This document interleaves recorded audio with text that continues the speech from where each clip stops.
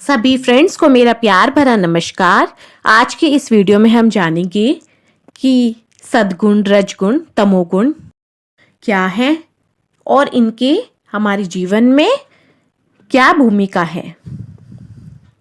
अध्यात्म ज्ञान के जानकार हमारा जो शरीर है उसको 5 तत्वों और 3 प्रकृति से बना हुआ मानते हैं।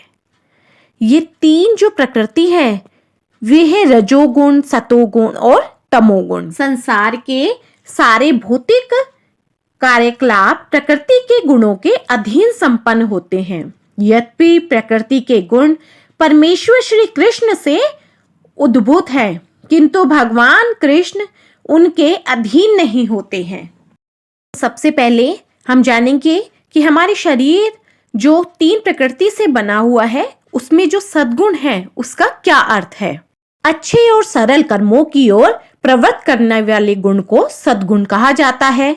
निस्वार्थ और अनासक्त भाव से किया जाने वाला कार्य सतोगुण कार्य होता है।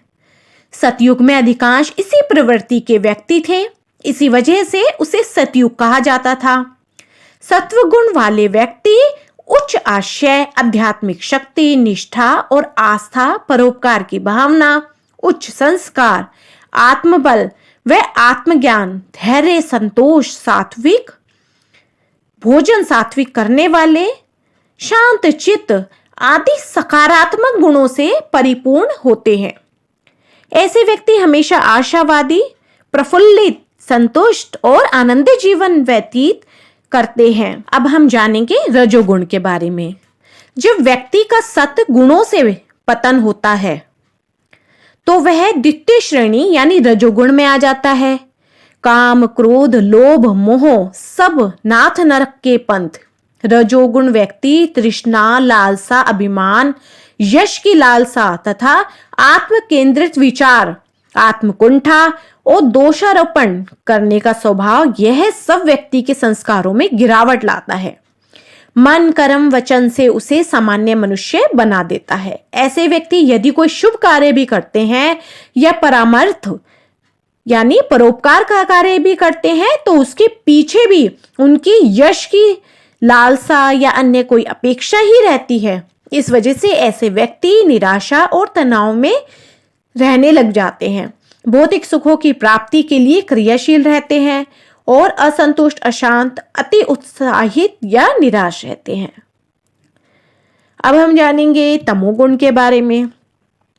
अंधकार, निराशा, अकर्मण्यता, अज्ञानता, उदासीनता आदि नकारात्मक भाव तमोगुण को दर्शाते हैं। कलयुग में तमोगुण प्रधान व्यक्ति की संख्या अधिक है। ऐसे व्यक्ति जो लोभी, क्रोधी, निर्लज्ज, आलसी, आपराधिक मनोवृत्ति, अहंकारी, कुंठित मानसिकता, जीवन हत्या करने वाले, मांसाहारी और कुकर्मी होते हैं, उन्हें तामसिक प्रवृत्ति का व्यक्ति कहा जाता है। ऐसे व्यक्ति प्रमाद, निंद्रा और आलस में ही लीन रहते हैं। तमस गुण वाले व्यक्ति के आचार, विचार और मनोभाव मलिन और निम्न स्तर के होते हैं। ऐसे व्यक्ति चाहकर भी किसी का भला नहीं कर पाते, क्योंकि जो इनकी प्रकृति होती है वो बहुत क्रूर होती है। उदाहरण के तौर पर एक गरीब माँ ने बच्चे को कुएं से निकालने के लिए चंगेज खान से मदद मांगी थी, जिसकी सेना वहां जंगल से गुजर रही थी।